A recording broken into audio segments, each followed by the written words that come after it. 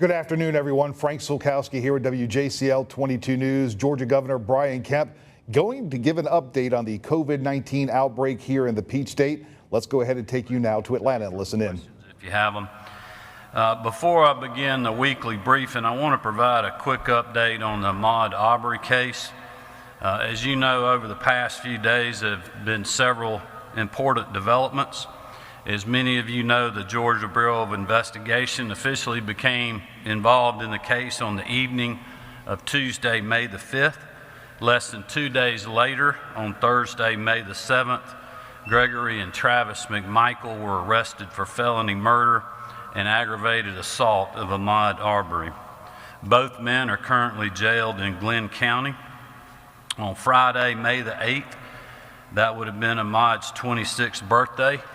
Georgians from all across our state ran 2.23 miles to celebrate his life and to draw attention to the case. As you can imagine, this has been a very emotional time for our state. Our prayers remain with his family, loved ones, and the community as a whole. There are many questions that have yet to be answered, and frankly, Georgians deserve the truth.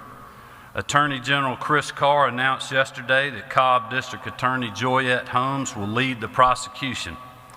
He also urged the Department of Justice and GBI to conduct an investigation into the process that delayed justice. I hold great confidence in Joyette Holmes, state law enforcement, and the Department of Justice. It is my belief that truth and justice will prevail in Georgia. A key part of our plan to ensure a healthy and prosperous future for our state is contact tracing. With nearly 250 staff in the field today, the Department of Public Health is making progress. Under the leadership of Dr. Toomey, DPH plans to have 1,000 staff deployed in the weeks ahead. To streamline contact tracing across the state, we are rolling out a new online monitoring tool, the Healthy Georgia Collaborative, which will allow Georgians to identify contacts and monitor symptoms. Health data will remain completely confidential. This monitoring tool does not collect any data other than what was entered by the contact. This is how the process is going to work. Residents who test positive for COVID-19 will be contacted by trained public health staff who will work with that individual to recall anyone they might have had close contact with while infectious. Those contacts will then be interviewed by Department of Public Health to help us map and isolate the spread of COVID-19 in communities across our state. If you are contacted by DPH staff, I want to strongly encourage you to participate in the contact tracing program. We need your help to defeat this virus. Together, we can continue to take measured steps forward in the days ahead. On April the 20th, I issued an executive order to reopen certain businesses that were shuttered during our statewide shelter in place. I'm very proud of these hardworking Georgians for following the guidance, keeping both their employees as well as their customers safe. I also stand with the small business owners and others who decided not to reopen their doors. These men and women have a choice, and I appreciate the incredible challenges that they face every single day in this environment. Today, I've issued a new executive order to extend several provisions, clarifying existing guidelines for certain businesses and providing guidance to other operators in our state. This order is issued as COVID-19 positive hospitalizations, ventilator use, and percentage of positive cases continues to drop. It is based on data, science, and the advice of public health officials. Many have warned of a second wave and asked if we are willing to change course if conditions decline. Let me be clear, we will continue to track the numbers and continue to heed Dr. Toomey's advice. We will take whatever action is necessary to protect the lives and the livelihoods of all Georgians. In light of this new executive order, live performance venues, bars, and nightclubs must remain closed through May 31st, 2020. I know this extension is difficult for many Georgia business owners in communities that have music venues. However, we believe that waiting a little bit longer will enhance health outcomes and give folks the opportunity to prepare for safe reopening in the near future. All Georgians must continue to follow social distancing, and gatherings of more than 10 people remain banned unless there is at least 6 feet between each person. The gathering ban applies to all non-critical infrastructure businesses, local governments, and organizations of all types, including social groups, informal get-togethers, and recreational sports, just to name a few. We continue to strongly encourage people to wear face coverings when out in public, and we thank everyone for their willingness to do the right thing. The shelter-in-place provision for the medically fragile Georgians, age 65 and older, remains in effect through June the 12th, 2020. Mandatory restrictions for sanitation and social distancing will remain in place for all non-critical infrastructure businesses and for recently reopened businesses. We are extending the industry-specific restrictions that we have had in place. Those will remain in place through the end of the month. As businesses slowly reopen in some enhanced capacity, we know that many are safely returning to their place of employment. While returning to a new normal is exciting, the current guidelines make it difficult for parents to find childcare for their children. This new executive order will increase the number of people in a single classroom of a childcare facility from 10 to 20 people, so long as the staff-to-child ratio set by the Department of Early Care and Learning are also maintained. We are told by the Department of Early Care and Learning and Public Health that this expansion can be done safely and allows for more facilities to be able to reopen. Child care facilities must continue to adhere to 13 minimum mandatory criteria to be able to operate, including strict screening procedures and sanitation mandates for frequently touched items and surfaces. In that same vein, countless families have reached out to my office to discuss how summer camps can safely operate as we battle the spread of COVID-19. Working closely with the Department of Public Health, constituents, as well as summer camp operators, we have developed strict criteria so that these camps can start planning now to reopen with safeguards in place. We are hearing that the Centers for Disease Control and Prevention will be issuing guidance soon. When that happens, their guidance will control. But until that time, we will put out guardrails so people can begin making plans. We have defined summer camp as any entity offering organized sessions of supervised recreational, athletic, or instructional activities held between typical school terms, including entities commonly referred to as day camps. Starting May 14, 2020, summer day camps are allowed to operate if they can meet 32 minimum mandatory criteria. These requirements are extensive and cover a wide range of operations to ensure the safety of camp workers and participants of all ages. Even though we have these measures in place to allow for summer camps, we are not allowing overnight summer camps in Georgia at this time. We will continue to watch the data, keep a close eye on compliance, and make decisions based on a case-by-case basis when Dr. Toomey and the Department of Public Health determine it is safe to resume overnight camping or campers. Throughout this pandemic, Our restaurant owners and their employees have done a remarkable job in keeping local families fed. These hard-working Georgians have followed the rules, doing the right thing, even when, quite honestly, it wasn't very easy to do so. In our new executive order, we are taking another step forward, empowering restaurants to expand operations safely only if they choose. Moving forward, we will allow 10 patrons per 300 square feet of public space in restaurants and dining rooms, and increase the party size per table from 6 to 10 people.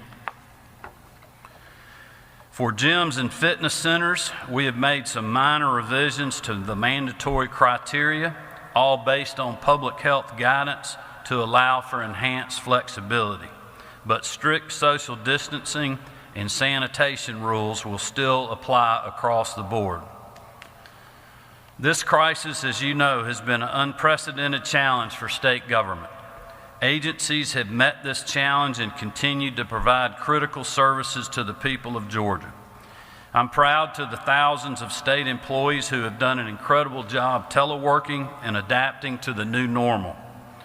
To ensure that quality of service continues, starting May the 18th, specific divisions of state agencies will begin to phase back into limited in-person operations. In my executive order, I have tasked the Department of Administrative Services with promulgating guidance for state agencies to safely reopen their offices. As we work through this process, we will issue that guidance to employees, contractors, and constituents. We will be making more detailed announcements in the coming days on how we will be phasing into limited in-person operations at state agencies.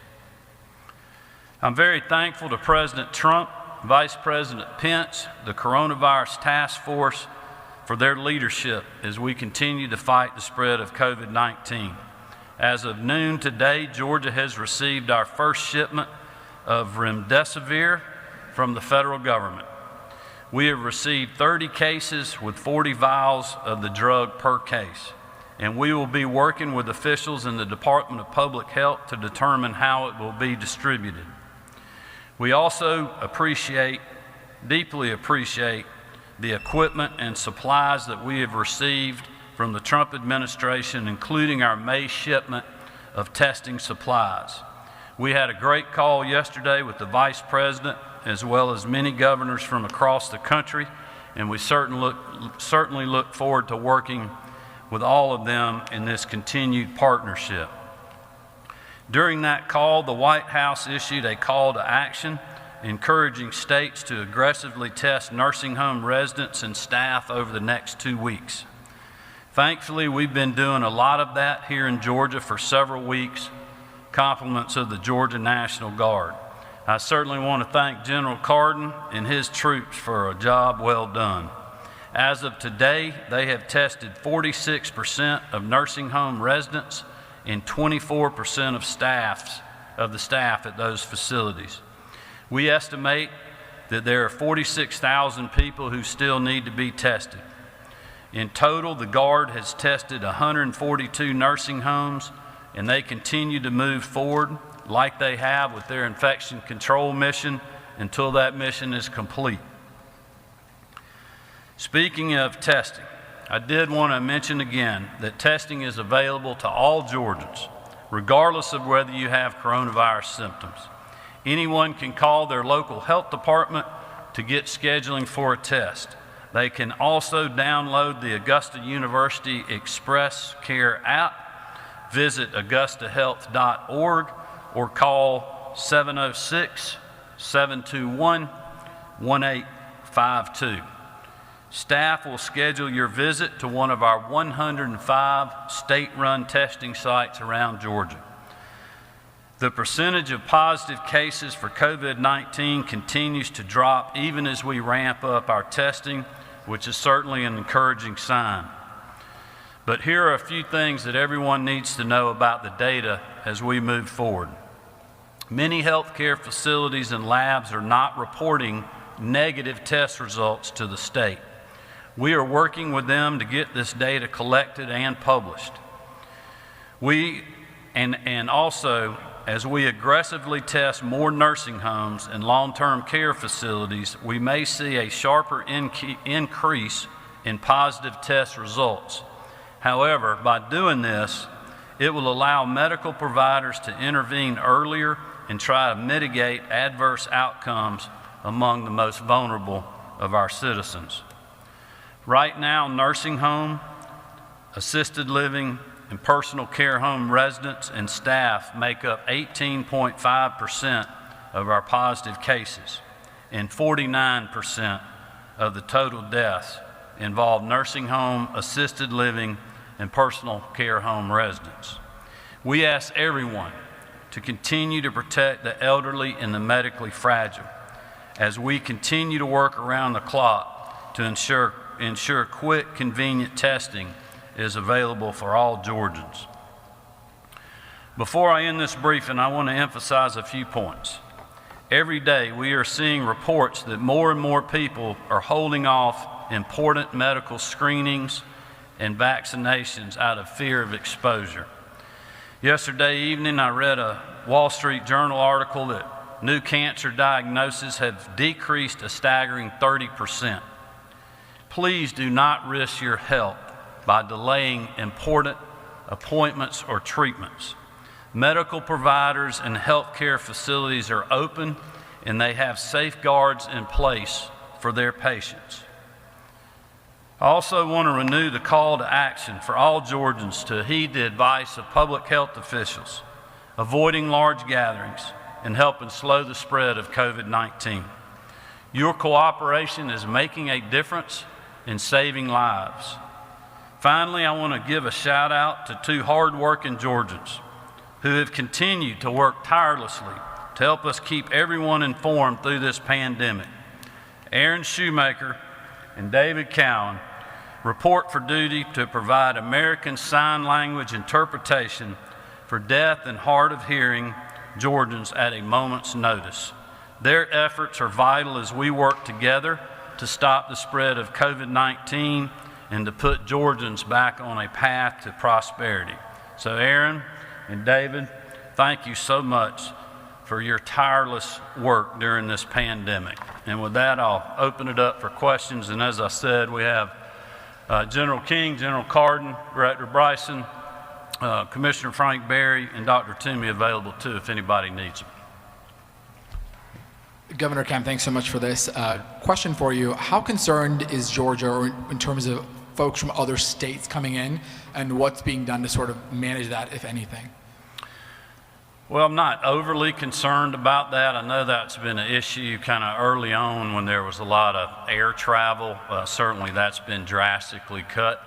I think most of our visitors that are coming to the state are well educated like Georgians are. They're complying with the rules. Obviously, if they're going into our businesses that are open or enjoying our beaches or our state parks, they're having to provide by the rules. And from everything that I've seen and heard on our daily and weekly calls with law enforcement personnel, public health officials, we haven't really seen any issues with that. And I certainly would encourage all Georgians to stay and vacation in the state of Georgia, but if they decide to go somewhere else, I would ask them to take these best practices that they've learned here and use those in other states, and certainly follow the orders of my fellow governors wherever they may travel.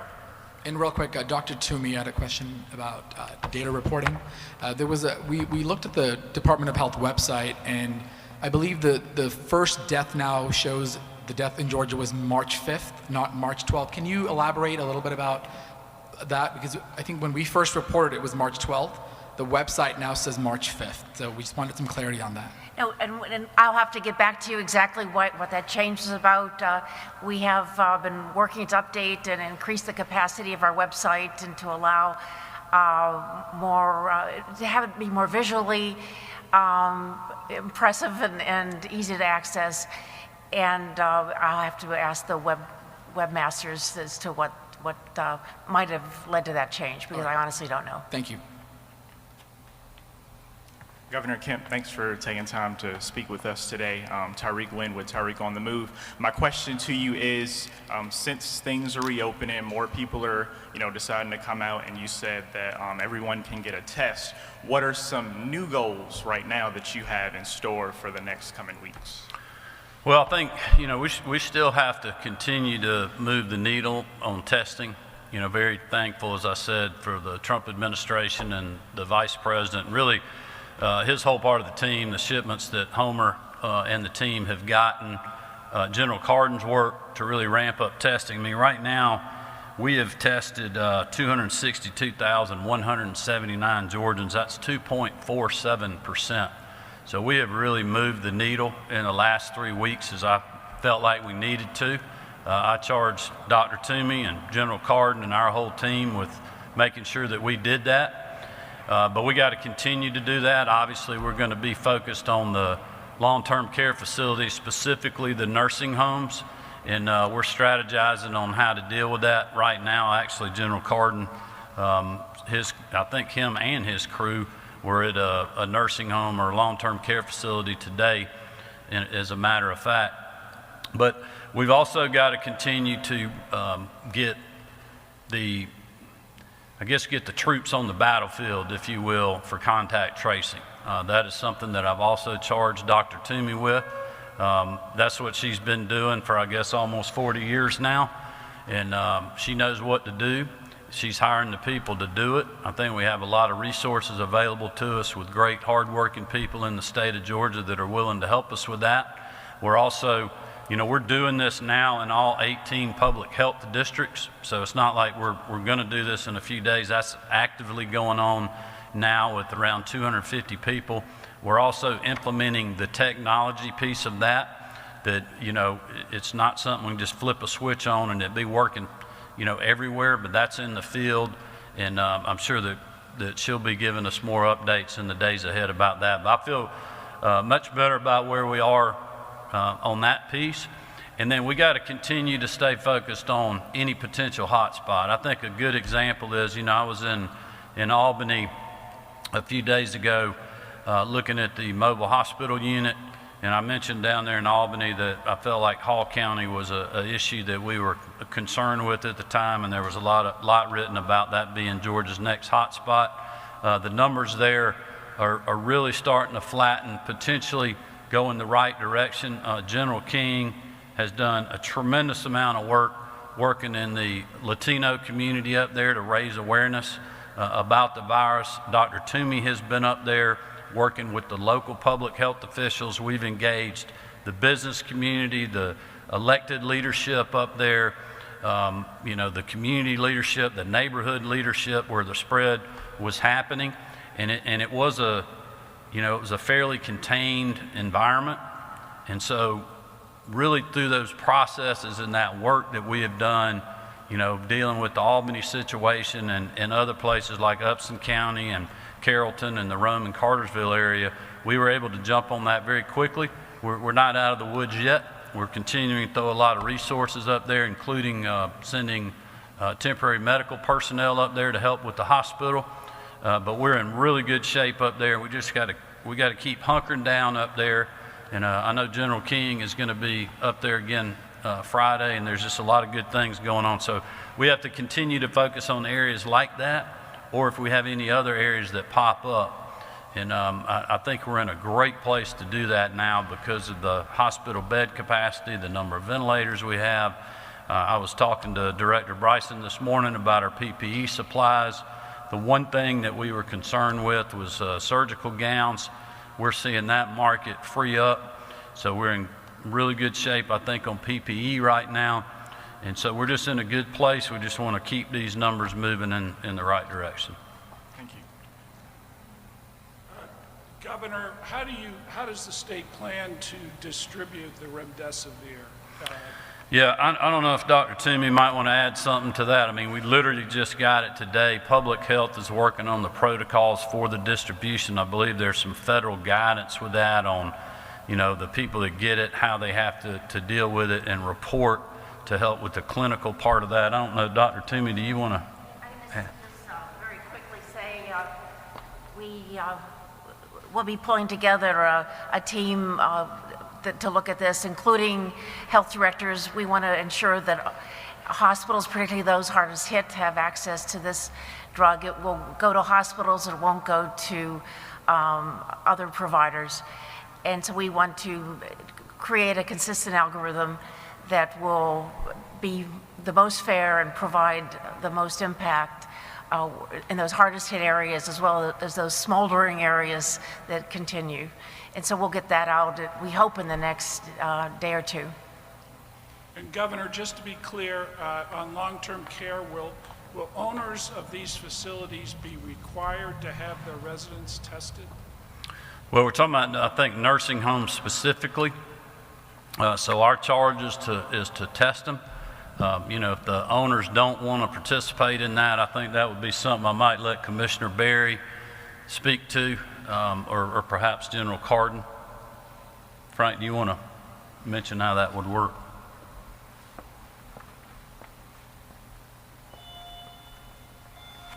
Thanks, Andy. It's very difficult for us to force people to do that, so it's highly encouraged. We've had great conversations with the Nursing Home Association.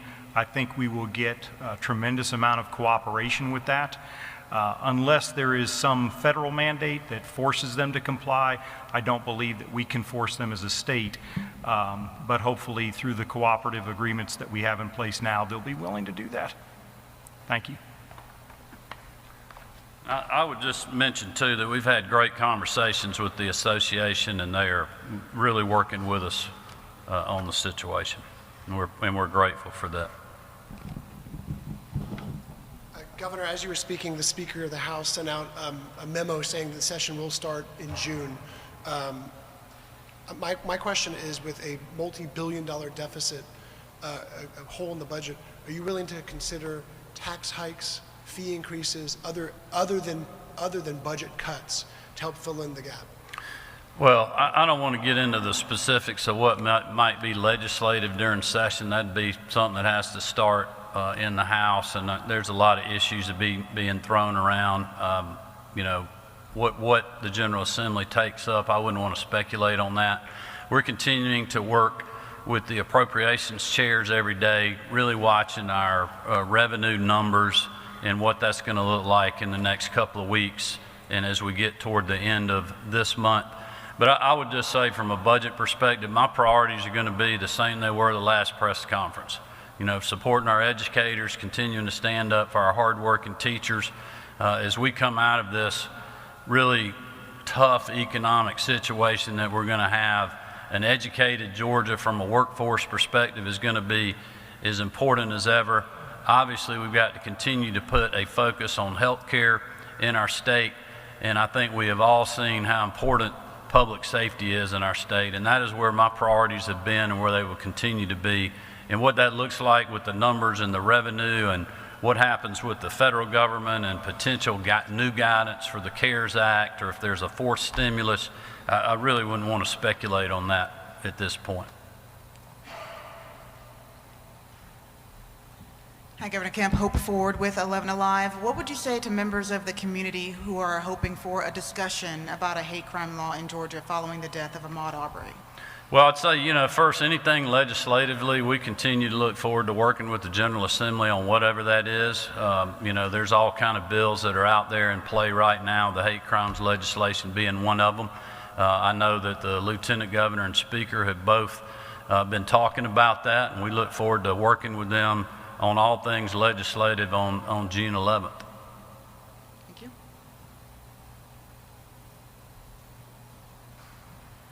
Governor, I was wondering if you could, if you or Commissioner Toomey could give some more details about contact tracing.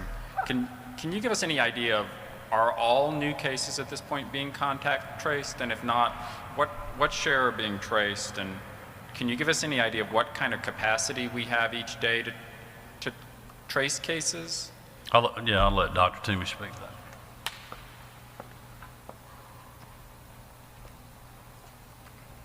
Yes, thank you. We're incrementally increasing our capacity every day. I mean, virtually every case in a nursing home, every case in a high-risk situation has been contact traced. So it isn't as if this is new. This is something that has been done. What is new is the tracking of it with the app and the capacity to expand and improve our ability to have the data to actually identify how many contacts per case. We have a number of people on board. As I mentioned before, 250 of our own staff deployed, several hundred students. But by the end, by June 23rd, we will have 1,000 people working on contact tracing. So we've been able to ramp that up that quickly.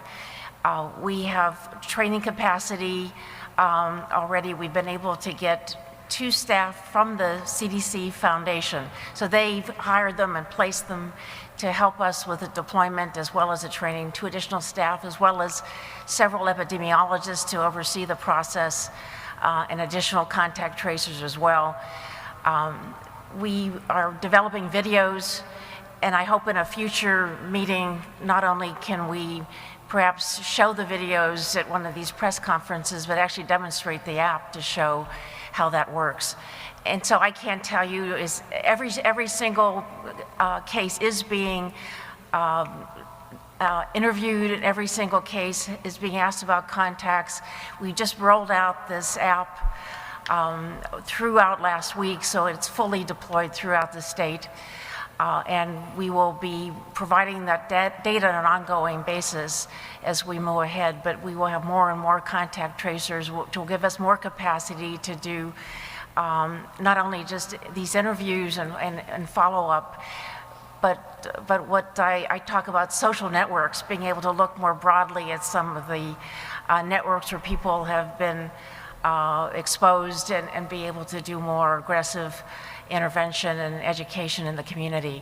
I think one of the most important things we can do, not only through these video education materials that we are developing, is also working with specific communities, because it's so critical that communities understand why we're doing this, why it's important to cooperate with us and to engage community leadership. We're looking to find champions for this in various communities and among celebrities and others that are recognized to help us let people know that this is important. This is not something that is a negative. This isn't government tracking you. Our app is not one that monitors your every move as you go through waves or as you're driving around. What our app is just designed to do is to allow our staff to monitor people without them having to call, so they can just enter daily their temperatures, how they're feeling, and to expand the capacities. But we have been able to move so quickly in this. I think the first time we talked, it was just a few weeks ago. I think you're a little skeptical when you and I talked about being able to get this many people on board this quickly. And there has just been tremendous response to the application process, both from these student interns, from our own staff, and then from the website job announcement. And so we can comfortably say we'll have 1,000 and the capacity to get more beyond the middle to late June. Thank you. Mm-hmm. Good afternoon. This is a question for you, Governor, and Dr. Toomey. Today, Dr. Anthony Fauci, who was testifying to a Senate committee, said that the nation would not be ready to would not have a vaccine ready when schools are set to reopen in the fall. And despite that, Chancellor Wrigley was quoted today saying that they're still going ahead with plans to reopen all schools, all University System of Georgia schools, as well as moving ahead with beginning that opening over the summer. Are you confident that students will be safe when they return to school in the fall? And Dr. Toomey, are you also sharing the concerns of Dr. Fauci that we could see an inevitable second wave, as you alluded to earlier, Governor? Well, look, I'll say, I've spoken with Chancellor Wrigley. He's working very hard on a lot of different plans on what that would look like to have students back on campus I certainly know that my prerogative would be for that to happen. I know there's a lot of parents around the state that want to see that, and at a multitude of ages. You know, what that looks like is something that we're working on now. I know Chancellor Wrigley's been working very hard with the presidents of the system to see how that would look, to see how you can protect especially the most vulnerable, and then, you know, what are the requirements going to be for the students and the professors, and I think that's all something that's working. But, you know, we're not like the only state in the country that's doing that. I mean, there's people, I think, going back to school already in other states in the country. I think Purdue University announced that they're going to be having in-person classes, so I don't think this is anything out of the normal. I'll let Dr. Toomey speak to this, but from my perspective, we'll continue to follow the data. We'll continue to follow the advice of public health officials and these best practices on, you know, how we can stop the spread and slow the spread and prevent spread in a campus setting, certainly in a classroom. And Dr. Toomey and I have had discussions on, you know, what it looks like in a dorm type environment. But those are, you know, early on right now. But I don't know, Dr. Toomey, if you want to add something to that. I think the other thing I wanted to add is that we are looking not only at the data, that looking at trends, but actually looking at hotspots and trying to get on top of those very quickly, and identifying those hotspots and then intervening very, very quickly on top of that to ensure that there's no further spread, so that a hotspot doesn't become a progressive trend in a community. But the most important thing we can do is to continue to talk about social distancing, to continue to talk about the importance of wearing a mask when you go out into public areas where you can't social distance well, and to continue to say this isn't over. We have to continue to follow those guidelines. And when you're wearing a mask, you're protecting me, not just yourself, especially me, not yourself. And I think that's something that still a lot of people don't understand. So you'll be hearing me saying that over and over again. We can ensure that our state is safe as long as everyone continues to take responsibility for themselves, their families, and their communities as we move forward together.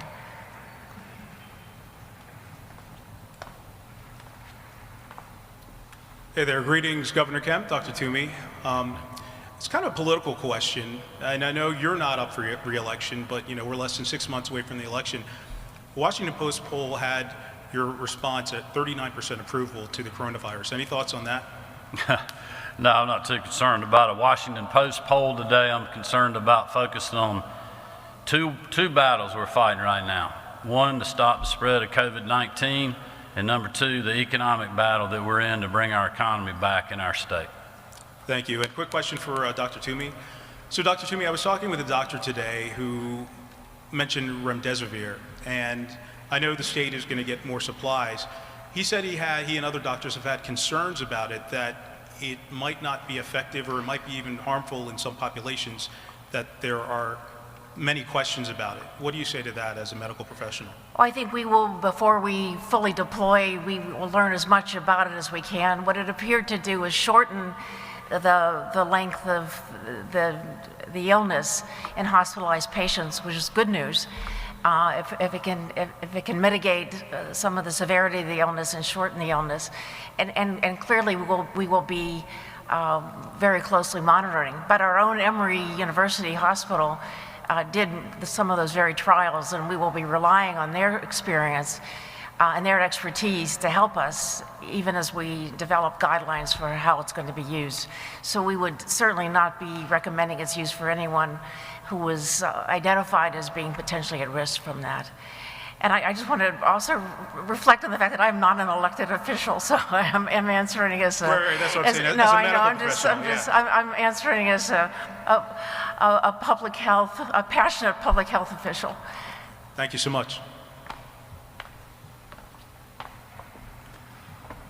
Governor, the extended restrictions you announced on business today that run through the end of the month, do you intend for any or all of those to expire at the end of the month? Well, I wouldn't be able to answer that question right now. We just implemented this today.